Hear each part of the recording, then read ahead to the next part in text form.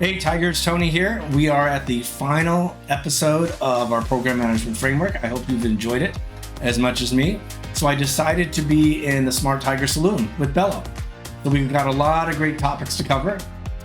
First thing we'll cover is the handoff to operations. This is pretty much taking your program to prime time. Then we'll cover a service catalog, which is pretty much how you list the services you offer, either to internal customers or external customers. And then finally, we will discuss how to deal with those assholes at work. Excuse me, I didn't mean to use the vernacular.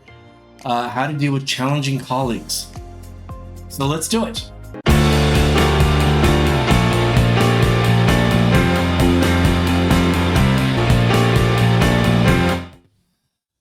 All right, getting started, we are going to start with the handoff to operations. So as I mentioned earlier, this is really when your program becomes prime time. Now, I'm not going to talk about like Azure DevOps stuff like CI/CD, although I might do that in another video. We're just going to talk about handing off the program. And you could use these principles also when working with the dev team. But let's focus on operations for right now. All right, so this is about taking your program and giving it to the teams that will run it. So what does really hand off really mean? So one thing for sure is we're not throwing it over to the fence to operations and telling them that we're done. That's not what we do here as program managers.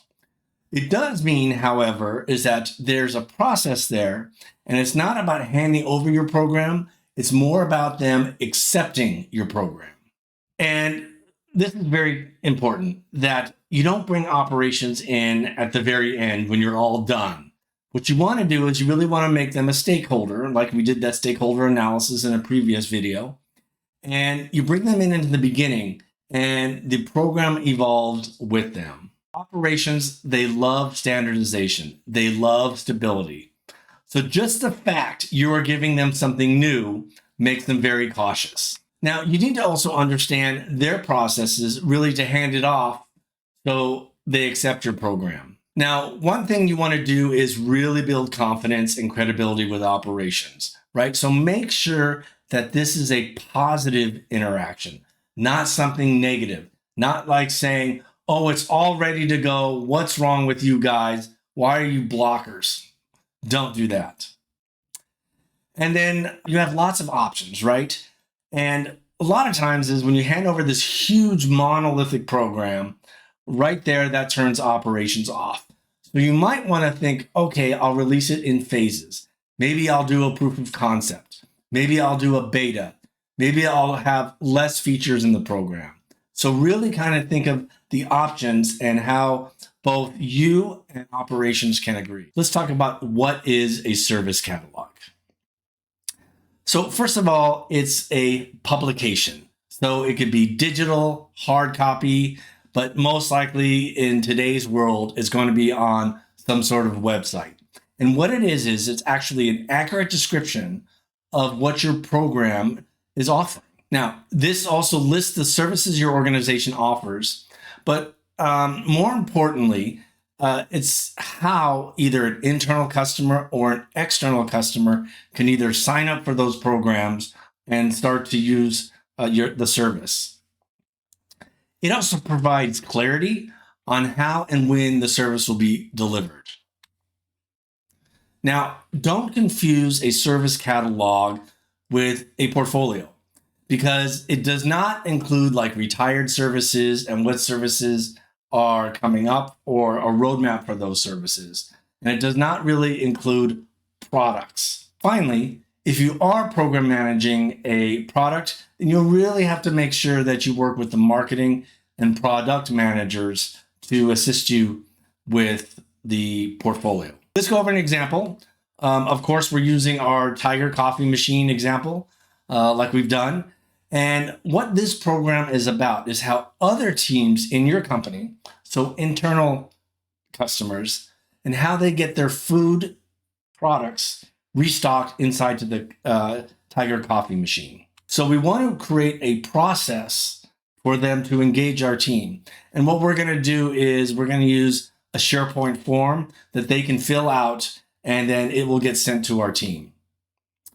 Now, in that form, it really states the requirements that other teams must meet in order to engage us. You need to indicate when they're going to engage your team, right? So this is food that is already there. It's not for testing markets. And so the food already has to be generally available. Once that request comes in, it has to be assigned to the appropriate operations team, right? And there has to be some way to provide a priority and a timing. The worst thing that somebody is engaging your team is they submit a form and they don't know if they're going to get a response in 24 hours, a week, or whatever. And you also need to have some sort of priority. So, for example, if it's a major food item, you want to be able to indicate that on the form. Now, you want to make sure that the form is very clear, right? And you want to make sure that the user is able to answer all the questions that is needed to fill out the form. Now, you want to streamline this process. Everybody hates when they come to a form. It's like filling out your taxes. There's 80 different things you need to enter, and you're forced to fill it out in every form. Don't do that. In fact, a lot of times, the form is just the first part of the engagement, right? Just to give an idea of who should work on this case or what have you.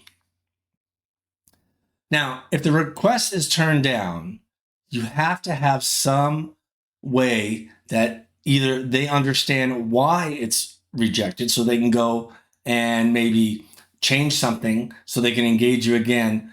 But the reality is you're also going to have some sort of exception process, right? So maybe, for example, it gets turned down, but it gets escalated to somebody at the director level, and then they can approve it. And then finally, don't just say, I've created this process, I'm done. Always go back and reevaluate it, right? Listen to your customers. Did they find it too burdensome? Did you not get enough information that there's a lot of back and forth emails? So really, really go back and always revisit your process. All right, Tigers, we are at the last module of the program management framework. I hope you've enjoyed it. And we're ending this course with probably the most requested topic that I was asked to cover. And that is dealing with challenging colleagues. All right. They're going to be there no matter what. There's absolutely nothing you can do about them being there. But how you handle yourself is very important. All right, so before we talk about how to deal with them, let's talk about the different types of people at work. And first of all, I want to make it very clear that having a little bit of conflict and debate is good. Don't think that everyone has to be walking around on eggshells. No, that's not good productivity. So difference of opinion can be very good, and that's not what this is about. All right. Now, unfortunately, you come to work all enthusiastic and positive, but guess what? There are these people that I call disruptive, and they only have one purpose, and that is to try and stop your success. Well, so first of all, a good way to identify them is that they tend to show up to meetings with nothing prepared. The only thing they want to do is shoot you down. And if you have a great idea, especially if leadership is really, really digging it, they're going to try to shoot you down. Now, these disruptors will always try to disarm you. I remember working with these two guys, and they would always start the meeting by saying, let's remember to be civilized and respectful towards each other. And of course, everyone else would think, yeah, just do that, right? So be careful on what they say versus what they do. Now, the worst thing these disruptors can do is take your work and get credit for it. I've seen this time and time again, right? You work very hard on something, and then you show up to a big meeting with your leadership there, and they're presenting your work, right?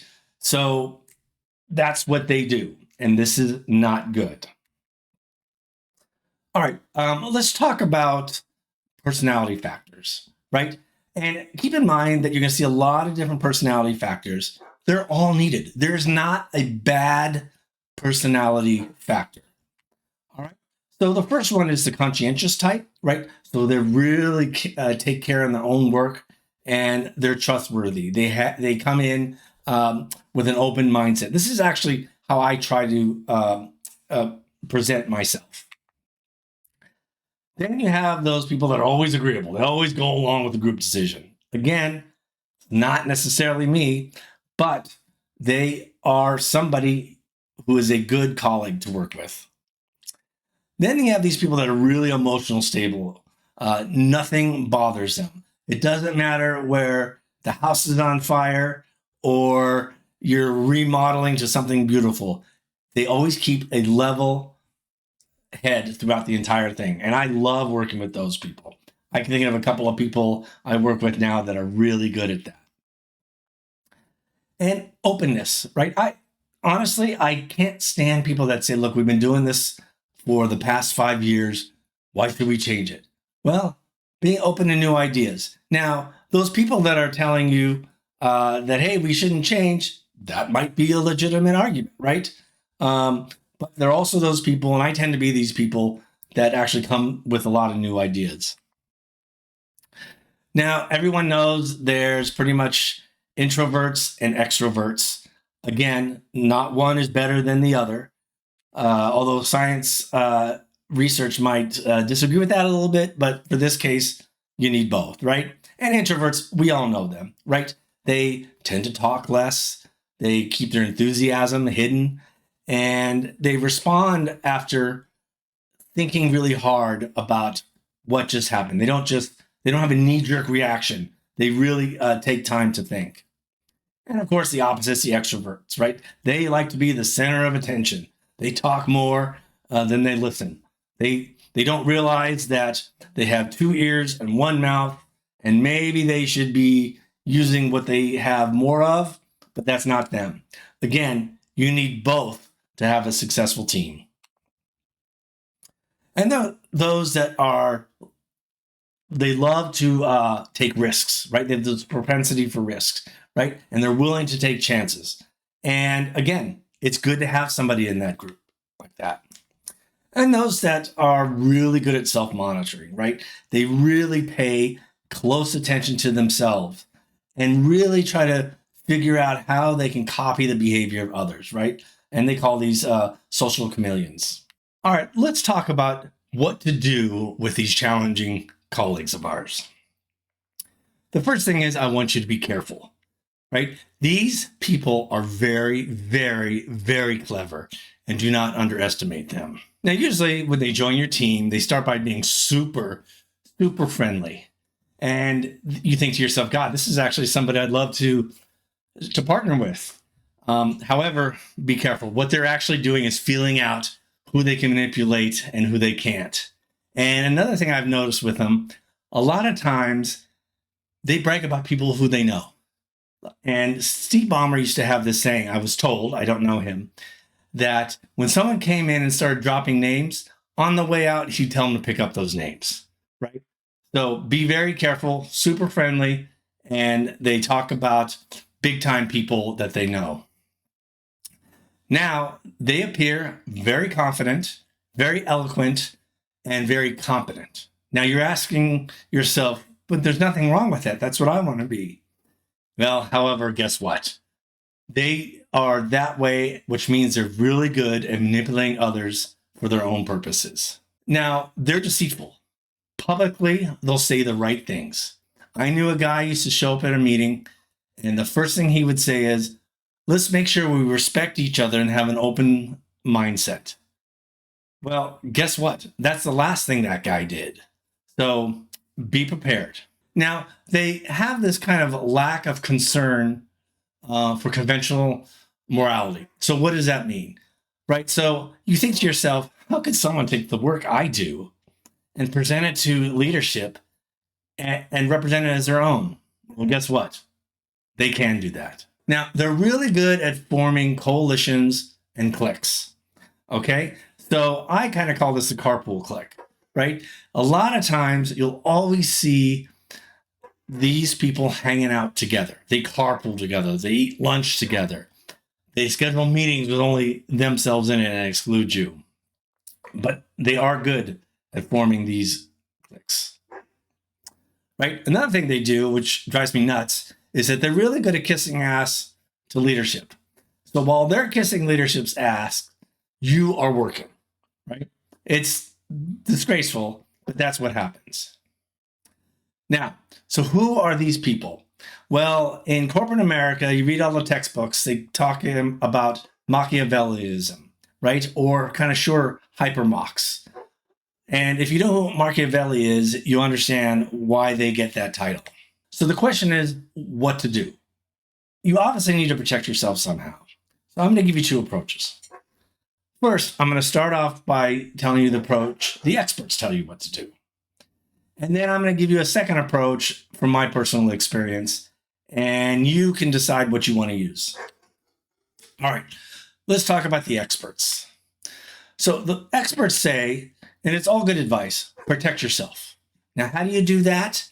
You really need to pay close attention to what others do, not what they say. As I mentioned earlier, when it comes to deception, they're very good. Now, this is the hard part, right? Typically, if I do something wrong in a meeting, I would hope one of my coworkers would tell me after the meeting what I did wrong so I could grow from it. But unfortunately, these hypermox don't work that way, right? You take them aside, you tell them what you didn't like, and they'll say they'll change, and they don't. So what you have to do is you have to expose them publicly. You have to address them, confront them during the meeting. And ideally, this decreases the likelihood of this happening in the future, at least with you. So that's what the experts recommend. I've done that. Disengage. I know that sounds like such a weak thing to do, but don't get sucked in, right? Just have as little contact as possible. I understand. Sometimes you have a job that you're working right next to them, but as much as you can, disengage. Because with their sociopathy, they are much better at antisocial behavior than you are. And then finally, I believe this in my heart, and this is what keeps me going when I deal with them. Over time, people's true colors will be apparent, right? Everybody will know who these hypermox is, including your management. Yeah, I've had situations where management was kind of part of their clique, but over time, it won't last. Good, hardworking, honest people will always triumph. You just got to be patient. Hey, Tigers, that concludes our final episode in the program management framework here at Smart Tiger Saloon. We covered a lot. We covered handoff to operations, right? This is giving your program to a team to run it. Then we talked about how operations should accept your program. Remember, we said you don't throw it over the fence. Really, the idea is not handing it over to them, but is actually them taking your program and running it. Then we talked about the service catalog, right? And this is just a description about the program your service offers, right? It really provides clarity to the people that need it, and also how to engage you to use the services in your program. And finally, we talked about dealing with people we don't like to work with. It's a nice way to say it, right? And we talked about, first of all different types of personality types are needed. You don't just need one. And having debate in a team can be healthy, right? But then I also talked about these disruptors and their different personality types. And then we kind of ended on this Machiavellism type of behavior in corporate America, or what we call hypermox. And I talked about what experts recommend, confronting them in public during meetings, with the idea that would actually reduce the amount of times they bully you. I've said from my experience that two things: one, just disengage with them, don't get sucked in, and unfortunately, it's a long game, right? Over time, people's true colors come out. All right, I think Bella's getting a little too much to drink here at the saloon, So this ends the program management framework. And so cheers.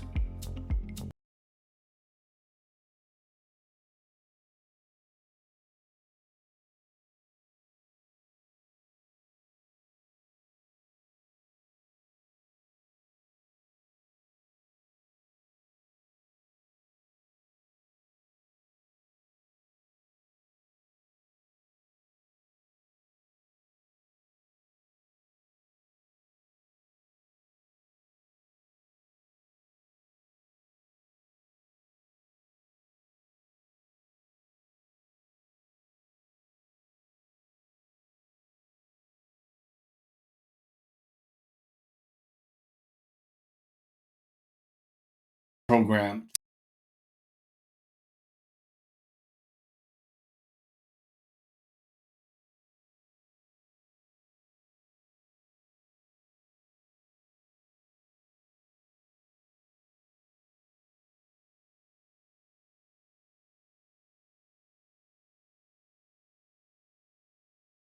is a win.